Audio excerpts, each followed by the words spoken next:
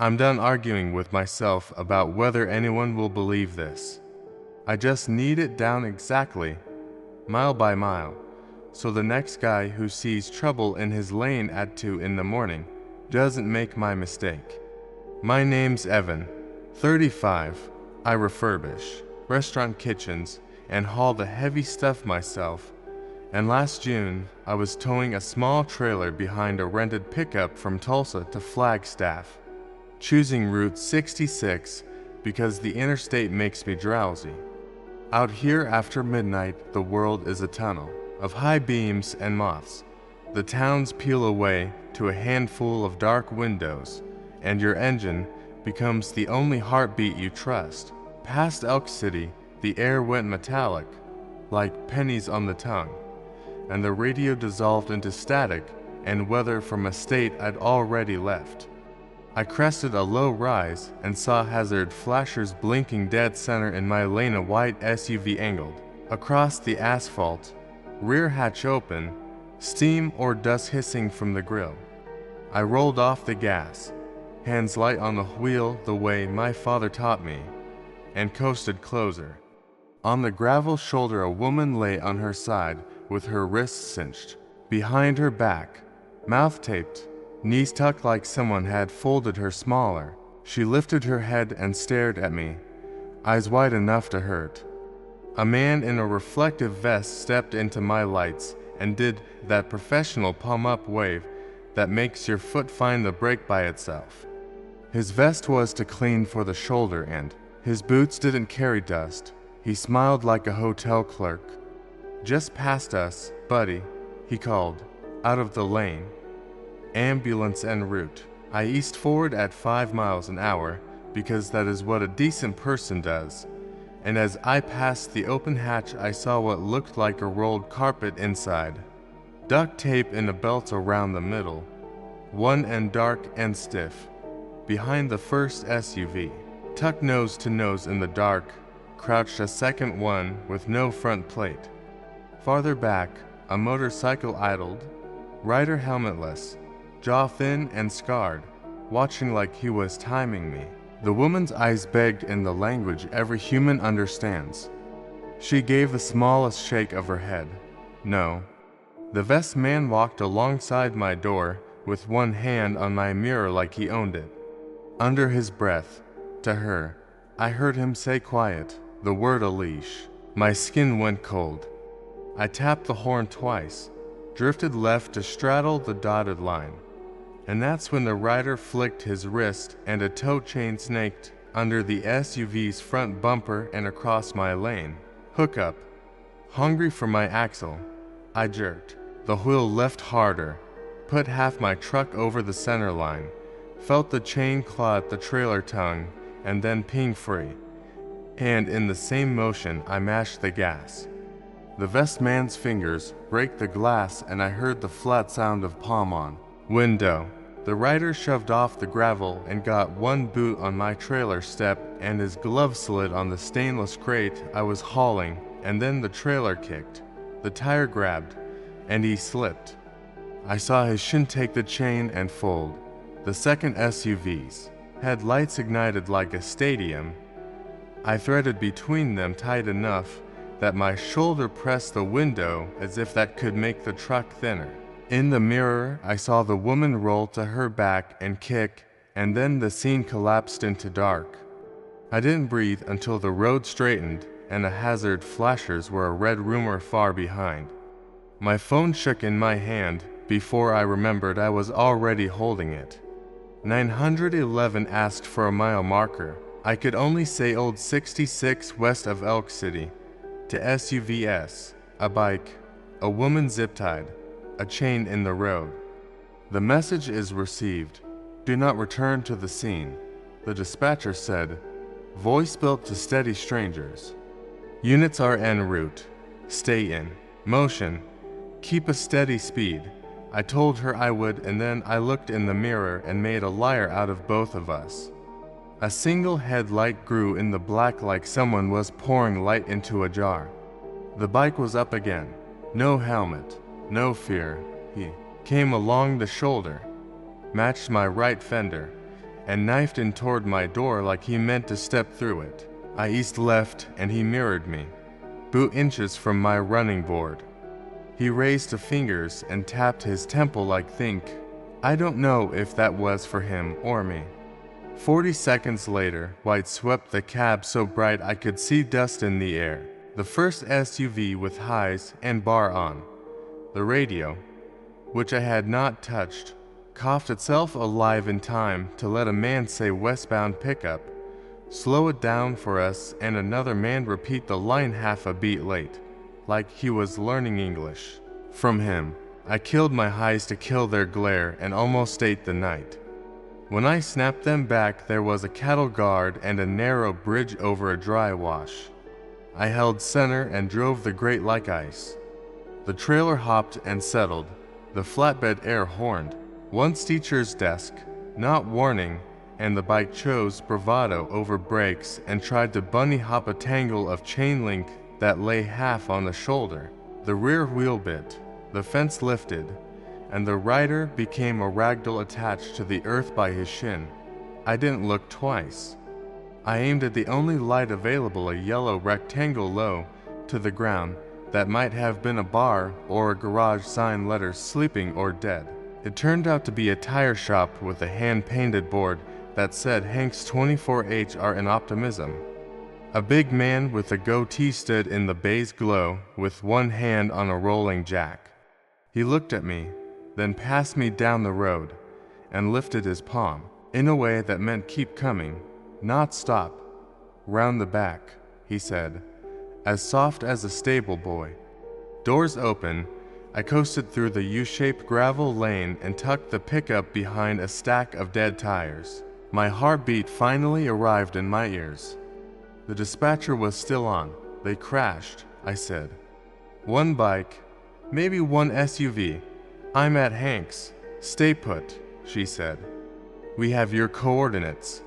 Hank appeared at my passenger door with to cold waters and a look that said he'd seen a version of this before.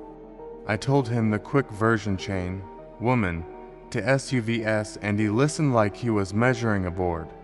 Headlights washed the front lot in a slow spill that wasn't police. The second SUV idled by the bays, then prowled down the side lane with its lights off. Hank put a finger to his lips and eased us through a side door that smelled like rubber and old coffee. He hit a switch. The far bay door hummed down to ankle height to leave air and note where to crouch. The handle on the side door rattled once. Polite. 3 soft taps followed, the same cadence the vest man had used on my glass. Silence drew thin enough to hum, gravel side underweight near the trailer. The tongue jack squealed a quarter turn, someone trying to lift the trailer off my hitch. Hank slid open a drawer and pawned a battered flare gun, if they liked. The back, he whispered. You light the sky. I belly crawled to the bay gap, shoved the flare outside, and shot straight up. Red daylight poured over everything. In that wash I saw 3 men freeze, one half under my trailer with a wrench in his teeth, one by the SUV's rear door, and the vest man standing open in the yard with his smile shaved off, hand already going behind his back. I fired a second flare. Hank killed the shop lights, and the lot went theater dark except for the hissing red stars and the dumb interior. Light in the SUV. The man under my trailer cracked his skull on the coupler, scrambling backward.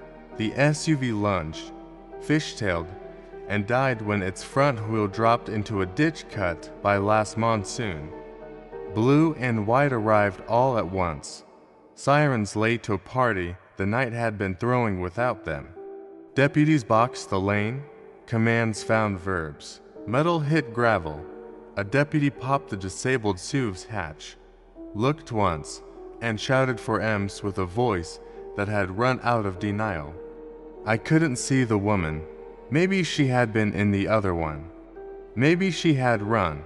Maybe she had never existed, except as bait. A fist banged the shop door and a voice said, "Anyone inside?" Hank raised his hands where the window could see them and answered, To owner and witness. That is where I'm cutting the first part, because everything that follows belongs to statements and reports and a map I don't ever want to draw from memory again. And because if you only take one thing from me, it should be this. After midnight on the old road, uniforms can be costumes, triangles can be carpet, and any hand that waves you over without a name you can verify is a hand that can wave you away forever. They took our IDs under the whitewash of cruisers and kept one deputy facing the dark at all times. Hank held his hands up easy and spoke in short, precise sentences. I tried and dropped my wallet twice. They pulled the vest man out of the ditch first, wrists cinched, cheek cut in a neat diagonal. The limper who'd been under my trailer came next, cuffed and breathing through his teeth. A third man slid out of the SUV and tried to tuck his vest under the seat like that could turn it into a shirt. I kept saying there had been another vehicle, and the deputy taking my statement wrote possible additional like he didn't want to marry the thought. When I asked about the woman, his pen paused just long enough to rearrange the air and then started again. Searches spread with long-handled flashlights. One deputy raked the arroyo and whistled once. They found a roll of carpet leaking rust-colored water and a strip of duct tape with hair caught in the glue. The call for EMS came low, controlled, and then a different shout here, from beyond the fence. She was alive.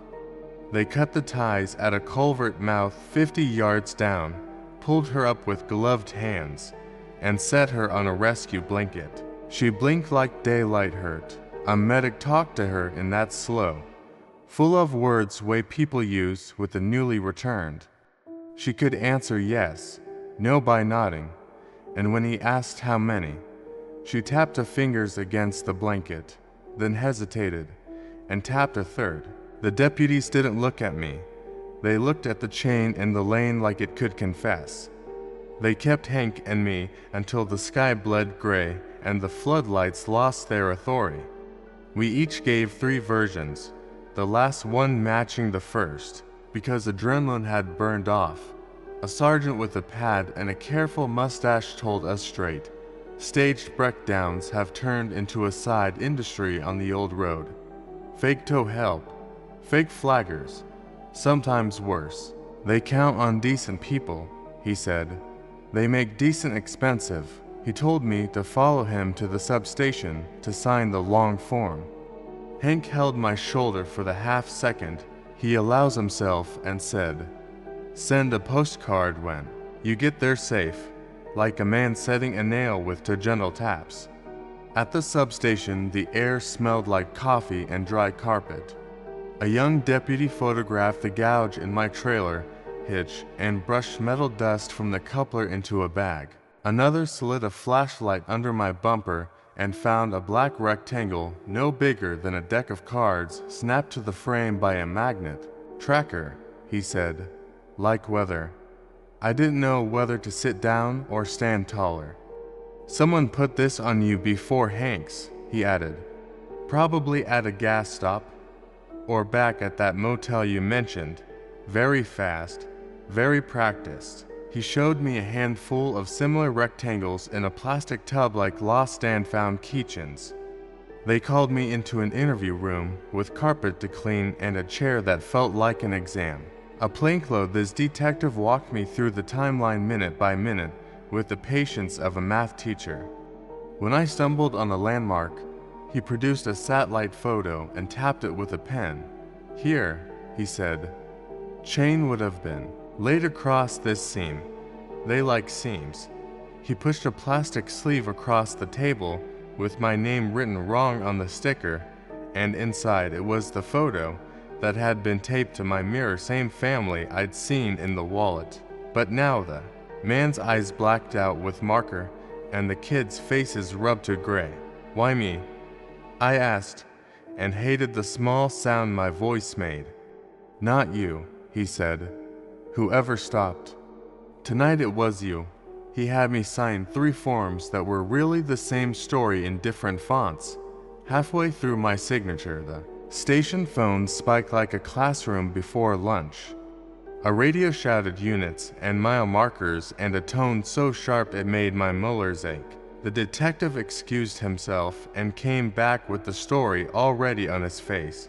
The second SUV had shown itself 8 miles west, slowing traffic with cones like a flagger, then cutting hard to trap a box truck. A trooper nosed in fast, and the SUV tried to jump an arroyo and didn't make it. 2 out. 1 running. He asked if I could position the pickup for more photos. Evidence like daylight. I walked out with a deputy and felt every sunrise bird as a personal favor. By noon, the woman from the culvert was sitting upright in a hospital bed 40 miles away. A detective from that jurisdiction called in to say she would live. She had a first name, a city, a job.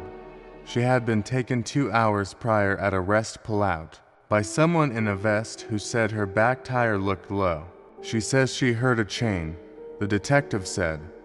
I did not know where to put that sentence, so I put it in my throat and swallowed. I booked a cheap room in Needles because they wanted me close. I slept in Starts.